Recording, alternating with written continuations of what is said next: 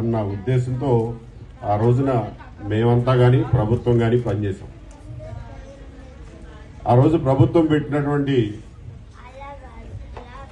ఒక మంచి కార్యక్రమం, అధికారులందరినీ మీ సొంత ఊళ్ళని దత్తత తీసుకుని మీరు చేయగలిగింది చేయండి, ప్రభుత్వం నుంచి మేము చేయగలిగింది చేస్తాం, మీరు కోఆర్డినేట్ చేయండి అంటే నేను మళ్ళా ఒక క్షణం కూడా ఆలోచించకుండా మా పూర్వీకుల ఊరైనటువంటి మల్లవల్లి కంటే కూడా మేము స్థిరపడింది ఇక్కడే కాబట్టి ఈ ఊరిని దత్తత తీసుకోవడం జరిగింది. అది మీ అందరికీ గుర్తుండే ఉంటుంది. దత్తత తీసుకున్నప్పటి నుంచి నేను ఊళ్ళో ఉన్న వాళ్ళందరూ కలిసి శాయశక్తుల గ్రామాన్ని అభివృద్ధి చేయడానికి కృషి చేశాం. నిజానికి 2014లో రాష్ట్రం విడిపోయిన తర్వాత పల్లెటూళ్లలో 24 గంటలు కరెంట్ వచ్చిన తర్వాత ఊళ్ళో కొత్తగా అందరూ చాలా మంది కొత్తగా ఇళ్లు కట్టుకోవడం, పాత ఇళ్లు అన్నీ పోయి వాటి స్థానాలు ఎవరు మాట్లాడేది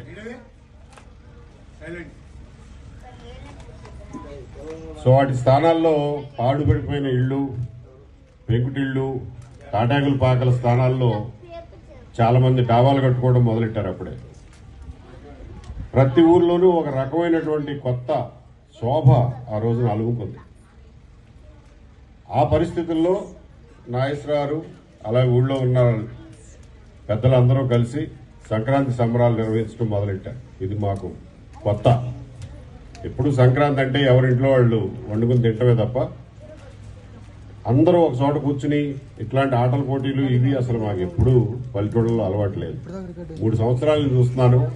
ఈ యాంకరమ్మ అందరినీ స్టేజ్ మీదకి తీసుకొచ్చి జీవితంలో ఎప్పుడు ఎవరి ముందుకి రాని వాళ్ళందరినీ కొంచెం వాళ్ళ బిడియం వదిల్చి వాళ్ళందరితో డాన్సులు కూడా వేయించే స్థాయికి వదలకుండా వాళ్ళని పట్టుబట్టి మరీ వాళ్ళని ప్రోత్సహిస్తూ ఉంటుంది. దీనికి ఆమెని మనస్ఫూర్తిగా అభినందిస్తున్నా. అందరూ కలిసి కూర్చున్నప్పుడు ఏదో ఒక యాక్టివిటీ ఉంటేనే దానికి కొంచెం అందం వస్తుంది. కాబట్టి ఇటువంటి కార్యక్రమాలు జరపడం చాలా సంతోషం. అలాగే ఎంఎస్ఆర్ గారు, సుధాకర్ నాయుడు గారు చాలా రోజుల నుంచి పరిచయం. వారు ఈ గ్రామం మీద శ్రద్ధగా 3 ఏళ్ల నుంచి ఈ కార్యక్రమాన్ని కొంతవరకు స్పాన్సర్ చేసి వీటికి ప్రచారం కల్పించడం కూడా మనందరూ సంతోషించదగ్గ విషయం. ఇప్పుడంటే వేరే పనుల మీద వెళ్ళిపోయారు కానీ భోజనాల దగ్గర చాలా మంది యువకులు కనబడ్డారు. యువకులే కాకుండా చిన్నపిల్లలు కూడా చాలా మంది ఊళ్ళో కనపడుతున్నారు. వీళ్ళందరినీ చూస్తే గ్రామాల్లో మళ్ళీ జీవం వచ్చినట్టు, మళ్ళీ ప్రాణం వచ్చినట్టు మనకి గ్రామంలో అనిపిస్తూ ఉంది. మామూలు రోజుల్లో మనకు తక్కువ మంది ఉన్నా కానీ మన వాళ్ళందరూ 4 చోట్ల ఉన్నా అవసరం వచ్చినప్పుడు, పండగ వచ్చినప్పుడు ఫోన్ చేస్తే వచ్చి పడిపోయేవాళ్ళు మనకు ఉన్నారు, మనకు బలం ఉంది, బలగం ఉంది అనే ఒక రీఅష్యూరెన్స్ మన అందరిలో కలుగుతాం. అది చాలా సంతోషించదగ్గ విషయం.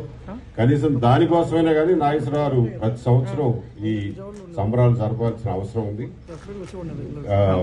2-3 వద్దన్నా లేకపోతే పెదవి విరిచినా మిమ్మల్ని ఆట పట్టించడానికి అంటారే తప్ప, నాగేశ్వరరావుని ఏదో ఆట పట్టించడానికి అంటారే తప్ప దాన్ని ఎక్కువగా మీరు లెక్క చేయాల్సిన అవసరం లేదు. తప్పకుండా చేయండి.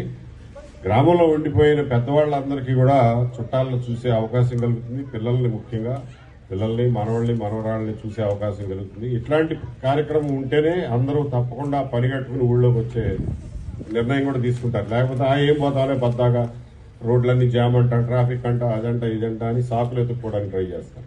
కాబట్టి తప్పకుండా ఈ కార్యక్రమం ఎల్లప్పటికీ జరుగుతూనే ఉందాం. మన ఊరిలో ఒక మంచి సంప్రదాయం నెలకొల్లినప్పుడు దాన్ని కంటిన్యూ చేయాల్సిన బాధ్యత కూడా మన మీదే ఉంది.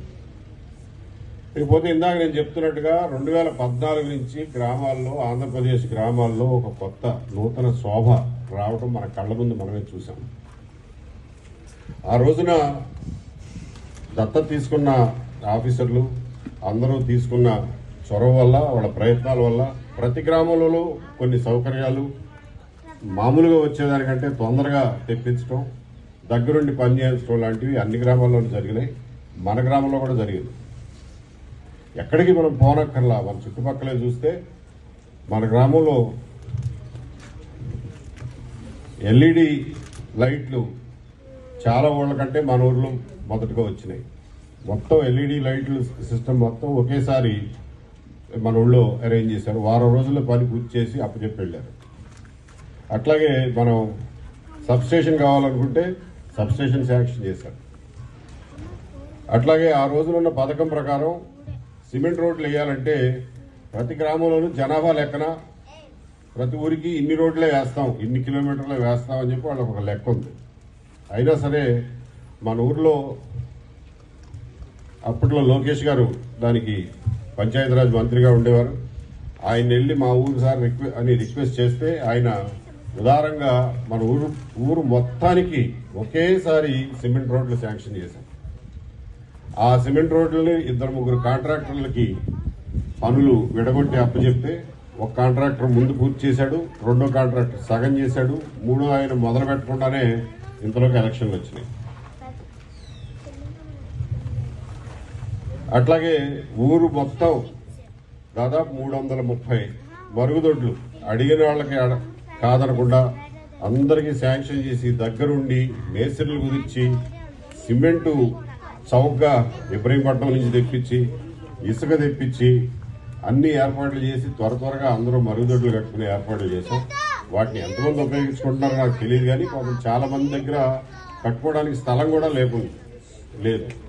దానికి మనం ఏమి చేయలేకపోయాం. ఆ రోజున కొంతమందికి ఇళ్ల పట్టాలు కూడా ఇప్పించాం అంత స్థలం లేని వాళ్ళకి. అలా అంతేకాకుండా ఊళ్ళో పాత కేసుల్లో అనవసరంగా కోర్టుల చుట్టూ తిరిగే వాళ్ళందరినీ ఐడెంటిఫై చేసి వాళ్ళందరి మీద ఉన్న కేసుల్ని లోక్ అదాలత్లో పెట్టి కాంప్రమైజ్ చేయించి పెద్దగా కోర్టులకు తిరగకుండా అవన్నీ క్లోజ్ చేయించాం. అట్లాగే ఊళ్ళో ఏ సర్వే సమస్యలు లేకుండా సర్వే పెండింగ్ ఉన్నాయి అన్నిటినీ, సర్వే ప్రాబ్లమ్స్ అన్నిటినీ సర్వేలు రప్పించి ఏమేమి ఉంటే అన్ని ఒకసారి కొలిపించుకోండి అని చెప్పి సర్వే ప్రాబ్లమ్స్ అన్ని సాల్వ్ చేయించాం. ఇవన్నీ పార్టీలు చూడకుండా ఏమి చూడకుండా గ్రామంలో అందరికీ సంతోషంగా ఉండాలి. ఈ సమస్యలన్నింటినీ అధిగమిస్తే మనం అసలైన పని చేసుకోవచ్చు. ఇటువంటి వాటి గురించి రోజు వరి అవుతూ ఉండకూడదు అన్న ఉద్దేశంతో ఆ రోజు చేశాం. అలాగే అయ్యన్న పాత్రుడు గారు అప్పట్లో మినిస్టర్, ఆర్ఎండ్బి మినిస్టర్గా ఉండేవాళ్ళు. ఆయన్ని బతిమాలి ఇక్కడి నుంచి అన్నవరం రోడ్డు, అలాగే మాలపల్లి మీదుగా సింహాద్రిపురం రోడ్డు, అలాగే ఇటు నుంచి పోతిరెడ్డిపల్లి రోడ్డు రెన్యూ చేయించడం, ఇవన్నీ చేయించాం. Malapalli road Simhadripuram connectivity road అయితే అసలు నడవడానికి కూడా వీలు లేకుండా ఉండే పరిస్థితుల నుంచి ఈ రోజున చక్కటి రోడ్డు తయారైంది. అదే గోగులంపాడు రోడ్డు కూడా అప్పుడే శాంక్షన్ చేయించి దానికి కొంతవరకు ఫండ్స్ రిలీజ్ చేయించాం. అది దాదాపు పూర్తిగా వస్తాం. ఇవన్నీ చేసిన క్షణంలో, ఇవన్నీ చేసి ఒక స్థాయికి వస్తున్నాం అనుకున్న టైంలో ఎలక్షన్లు వచ్చినాయి. ఎలక్షన్లు వచ్చి ప్రభుత్వం మారింది. ఆ తర్వాత ఏం జరిగిందో మీ అందరికీ గుర్తుంది. 5 సంవత్సరాల్లో ఒక్క అంగుళం కూడా, ఒక్క రోడ్డు కూడా, ఒక్క అసంపూర్తిగా మిగిలిపోయిన పని కూడా, ఒక్క అంగుళం కూడా ముందుకు కదల్లా. మీరు అందరూ చూశారు. వీధి లైట్లు మాడిపోతే మార్పిచ్చే దిక్కు లేకుండా అటువంటి అంధకారమైనటువంటి ప్రభుత్వంలో 5 సంవత్సరాలు బతికాం. నాకేదో కష్టం వచ్చిందని కాదు, నా కష్టాన్ని నేను ఎదుర్కోగలను, నా సమస్యలు నేను ఎదుర్కోగలను. గ్రామాల్లో అప్పటి వరకు ఉన్నటువంటి వెలుగు ఒక్కసారి ఏదో మబ్బులు పెట్టినట్టు, చీకటి కమ్మినట్టుగా 5 సంవత్సరాలు మనం గడపటం మనం చూసాం. నేను ఊళ్ళోకి వచ్చినప్పుడు చాలా మంది అడిగేవాళ్ళు, బాబు ఈ రోడ్డు సగంలో ఆపేశారు, ఇది ఎయిరా, ఎప్పటికీ పూర్తి చేయరా అని. మీరు ఎన్నుకున్న ప్రభుత్వం పోయి మీ ప్రభుత్వాన్ని అడగండి, నేను చెప్పి వినేవాడు ఎవడున్నాడు ఈ రోజున అని చెప్పి వాళ్ళకి సమాధానం చెప్పేవాడు. ఎంత దుర్మార్గంగా చేశారంటే ఎలక్షన్లు ఇంకో 2 నెలలు 3 నెలలు టైం ఉందనంగా జేసీబీతో మాలపల్లి సింహాద్రిపురం రోడ్డు వర్క్ జరుగుతుంటే, సిమెంట్ రోడ్డు వర్క్ జరుగుతుంటే పోలీస్ స్టేషన్లో కంప్లైంట్లు పెట్టి పనులు ఆపిచ్చి జేసీబీని సీజ్ చేపించి పెట్టిన దుర్మార్గం ఆ రోజున జరిగింది. అదే దుర్మార్గం ఈ 5 సంవత్సరాలు కంటిన్యూ అయింది. దానివల్ల మనం ఎన్ని ఇబ్బందులు అనుభవించామో ఎంత దుర్మార్గాన్ని మనం ఎదుర్కోవాల్సి వచ్చిందో మీ అందరికీ గుర్తుండే ఉంటుంది. ఇదంతా ఎందుకు చెప్తున్నారంటే మంచికి చెడుకి తేడా తెలుసుకున్నాడు మనం మనుషులమే కాదు.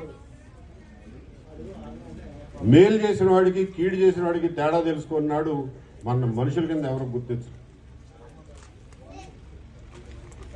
5 సంవత్సరాల కిందట జరిగినటువంటి సర్వే పొరపాట్లు, లేకపోతే భూముల విలువ వాల్యుయేషన్లో రిజిస్ట్రార్ ఆఫీసులో జరిగిన పొరపాట్లన్నీ ఇవాళ మళ్ళీ ఎన్నిసార్లు అప్పుడు స్పందనలో పెట్టినా కానీ సమస్య పరిష్కారం కాక ఈ రోజున పిటిషన్ పెడితే సర్వేయర్ వచ్చారు, ఎంఆర్ఓ వచ్చాడు, జాయింట్ కలెక్టర్ దగ్గర మీటింగ్ జరిగింది, వాటన్నింటినీ మారుస్తామని చెప్పి హామీ ఇచ్చారు. అవన్నీ జరుగుతాయి. మళ్ళీ అప్పట్లో ఆగిపోయినటువంటి సిమెంట్ రోడ్ల పనులు ఇప్పుడు మళ్ళీ మొదలెడుతున్నారు. గత 5 సంవత్సరాల్లో దారులు ఎంత దారుణంగా తయారైనాయో మనం అందరం అనుభవించాం. ఇక్కడి నుంచి నూజివీడు వెళ్ళాలంటే ఎప్పుడు 20 నిమిషాలు పట్టేది 40 నిమిషాలు 30 గంట పట్టేది. ఈ మధ్యన టేకప్ చేసిన రిపేర్ల వల్ల కనీసం ఇక్కడి నుంచి పోదిరెడ్డిపల్లి వరకు రోడ్లు బాగైనాయి. పోదిరెడ్డిపల్లి నుంచి నూజివీడు వరకు రోడ్డు బాగు చేయాల్సింది ఇంకా మిగిలిపోయింది. మన కళ్ళెదురుగా కనిపిస్తున్నాయి ఇవన్నీ. నేను ఎక్కడో రాష్ట్రంలో ఎక్కడో జరిగింది, నేనేమి వివేకానంద రెడ్డి మర్డర్ కేసు గురించో వాటి గురించో మాట్లాడలా. మన కళ్ళెదురు జరిగిన వాటిని కూడా మనం గమనించలేకపోతే కళ్ళు మూసుకుని పోయి ఒక దుర్మార్గమైన పార్టీని, ఒక దుర్మార్గమైన ప్రభుత్వాన్ని, ఒక దుర్మార్గమైన నాయకత్వాన్ని మనం ప్రోత్సహిస్తే, దాని తరఫున నిలబడితే మన చూసి మిగిలిన వాళ్ళు ఏమనుకుంటారో అనే సిగ్గుపడాల్సినటువంటి అవసరం ఉంది. కాబట్టి నేను గ్రామస్తులందరికీ విజ్ఞప్తి చేసేది ఏంటంటే మంచి చెడుకు తేడా తెలుసుకోవాలి, అందరం ఐకమత్యంగా ఉండాలి, అందరం ఒక తాటి మీద నడవాలి. మంచి జరిగిన దాన్ని మంచి అనాలి, చెడు జరిగిన దాన్ని చెడు అనాలి. ఎవడైనా తప్పు చేస్తే నిలదీయాలి. ఆ ధైర్యం మనలో రావాలంటే మన అందరం కలిసికట్టుగా ఉండాలి. అంతే తప్ప ఆడ అవతలైపు ఉన్నాడు కాబట్టి నేను యువతలైపు ఉంటాననే మొండితనాలు, మొండి పట్టుదలలు, పాత రోజుల నాటి రాజకీయాలు చేస్తే గ్రామం అభివృద్ధికి ఆటంకం జరుగుతుందే తప్ప వ్యక్తులుగా మనకు ఎవరికి వెంట్రుకు కూడా ఊడదు అని చెప్పి మనం చేసుకుంటున్నాం. వ్యక్తులుగా మనకు ఎవరికి నష్టం ఉండదు. ఒక గ్రామంగా, ఒక జిల్లాగా, ఒక సమాజంగా, ఒక రాష్ట్రంగా మనకు నష్టం జరుగుతుంది. ఇవన్నీ ఎందుకు గుర్తు చేస్తున్నానంటే గత 5 సంవత్సరాల్లో జరిగిన పొరపాట్లన్నీ సరి చేసుకోవాల్సినటువంటి అవసరం ఉంది. అటువంటి దుర్మార్గం మళ్లీ మన రాష్ట్రం మీదకి రాకుండా, మన సమాజం మీదకి రాకుండా, మన ఊళ్ల మీదకి రాకుండా 2 చేతులు అడ్డం పెట్టి కాపాడుకోవాల్సిన బాధ్యత మన అందరి మీద ఉందని చెప్పి మీ అందరికీ ఒకసారి గుర్తు చేస్తున్నా. అలాగే 2014 నుంచి కూడా నేను ఒకటే మాట చెప్తా వచ్చా. ఈ వేదిక మీద కూడా 1-2 సార్లు చెప్పిన గుర్తుంది. అదేంటంటే మన అందరం పల్లెటూళ్ళు ఖాళీ అయిపోతున్నాయి, ఇక్కడ ఉన్న పిల్లలకు కూడా ఉద్యోగాలు దొరకట్లేదు, లేబర్కి కూడా ఉద్యోగాలు దొరకట్లేదు. అందరూ వ్యవసాయాలు మార్చేసి ఏదో ఒక తోటలు వేసుకుని డ్రిప్ పడేసి ఇంట్లో పడుకుంటున్నారు. దాంతో పనులు కూడా తగ్గిపోయినాయి అనేటటువంటి పరిస్థితి ఈరోజు ప్రతి గ్రామంలోనూ ఉంది, మన గ్రామంలో కూడా. దానికి ఒకటే సొల్యూషన్ ఏంటంటే ప్రపంచవ్యాప్తంగా మనం చూసింది ఏంటంటే వ్యవసాయం మీద కేవలం వ్యవసాయం మీద ఆధారపడే దాని నుంచి